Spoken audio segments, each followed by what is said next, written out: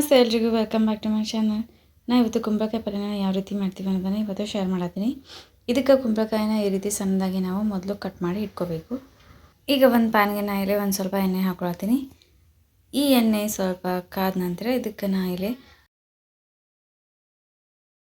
ಸ್ವಲ್ಪ ಈರುಳ್ಳಿ, ಆಮೇಲೆ ಕರಿಬೇವು, ಕೊತ್ತಂಬರಿ ಇದೆಲ್ಲನೂ ಹಾಕಿ ಸ್ವಲ್ಪ ಈರುಳ್ಳಿ ಕಲರ್ ಚೇಂಜ್ ಆಗೋವರೆಗೂ ನಾವು ಇದನ್ನು ಸ್ವಲ್ಪ ಫ್ರೈ ಮಾಡ್ಕೋಬೇಕು.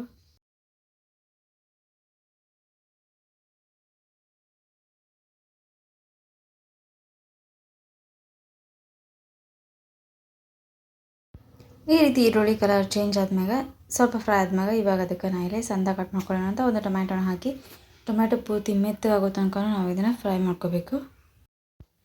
ಈ ರೀತಿ ಟೊಮ್ಯಾಟೊ ಸ್ವಲ್ಪ ಫ್ರೈ ಆದ್ಮ್ಯಾಗ ಇವಾಗ ಅದಕ್ಕೆ ನಾನು ಹಸಿಮೆಣಸಿನ್ಕಾಯಿ ಪೇಸ್ಟ್ನ ಹಾಕೊಳತ್ತೀನಿ. ಸ್ವಲ್ಪ ಉಪ್ಪು ಮತ್ತು ಹಸಿಮೆಣಸಿನ್ಕಾಯಿನ ಹಾಕಿ ಪೇಸ್ಟ್ ಮಾಡ್ಕೊಂಡಿರುವಂಥದ್ದು. ಈಗ ಹಸಿಮೆಣಸಿನ್ಕಾಯಿ ಪೇಸ್ಟ್ನ ಹಾಕಿ ಹಸಿ ವಾಸನೆ ಹೋಗೋ ತನಕ ನಾವು ಇದನ್ನ ಎಣ್ಣೆ ಒಳಗೆ ಸ್ವಲ್ಪ ಫ್ರೈ ಮಾಡ್ಕೋಬೇಕು.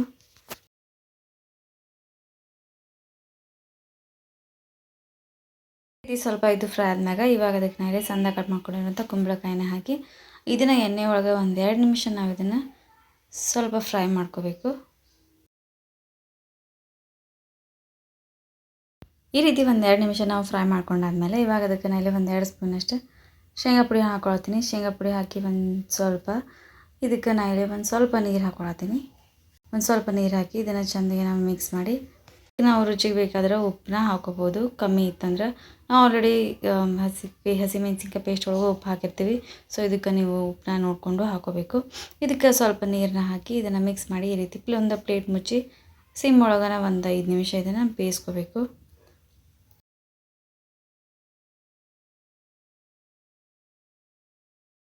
ಈಗ ಒಂದು 5 ನಿಮಿಷ ಇದನ್ನ ಬೇಯಿಸ್ಕೊಂಡ್ಮೇಲೆ ಈ ರೀತಿ ಕುಂಬಳಕಾಯಿ ಫುಲ್ ಮೆತ್ತಗಾಗಿರ್ತೈತಿ. ಸೊ ಇದನ್ನು ಒಂದ್ಸತಿ ನಾವು ಮಿಕ್ಸ್ ಮಾಡಿ ಮೇಲೆ ಕೊತ್ತಂಬರಿ ಹಾಕಿದರೆ ಆಯಿತು. ಇದಕ್ಕೆ ಒಳ್ಳೆ ಕಾಂಬಿನೇಷನ್ ಅಂದರೆ ಅದು ಜೋಳದ ರೊಟ್ಟಿ. ಸೊ ಇದನ್ನು ನೀವು ಒಂದ್ಸತಿ ಟ್ರೈ ಮಾಡಿರಿ. ಹೋಪ್ ಈ ವಿಡಿಯೋ ನಿಮಗೆ ಇಷ್ಟ ಆಗೈತೆ ಅಂತ ಅಂದ್ಕೊಳ್ತೀನಿ. ಸ್ವಲ್ಪ ಅಂದರೆ ಈ ವಿಡಿಯೋ ಇಷ್ಟ ಆಗಿತ್ತು ಅಂದರೆ ಒಂದು ಲೈಕ್ ಮಾಡಿರಿ, ಶೇರ್ ಮಾಡಿರಿ, ಕಮೆಂಟ್ ಮಾಡಿರಿ. ಯಾರೆಲ್ಲ ಸಬ್ಸ್ಕ್ರೈಬ್ ಮಾಡ್ಕೊಳ್ಳೋದು ನೋಡ್ತಿದ್ರಿ ಅಂದರೆ ಪ್ಲೀಸ್ ಸಬ್ಸ್ಕ್ರೈಬ್ ಮಾಡ್ಕೊಳ್ಳಿ. Thanks for watching and keep watching.